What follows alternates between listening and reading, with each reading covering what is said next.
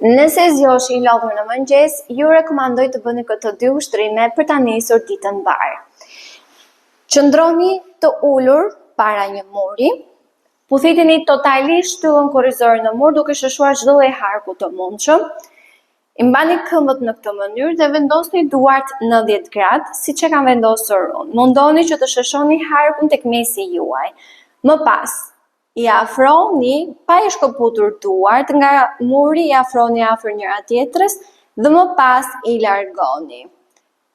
Pra, i afrojmë duart duke mbajtur barkun brenda, pra duke shtyr murin me shtyllën tonë korrizore dhe më pas relaksohemi.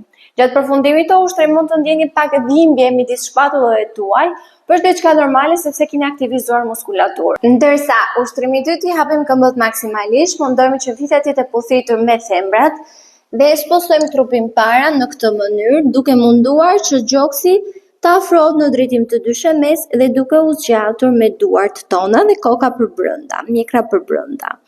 Qëndrojmë këtu 2 frymarrje dhe më pas rikthehemi në pozicionin fillestar. Këtë ushtrim ju rekomandoj ta bëni 10 sete 2 herë në ditë.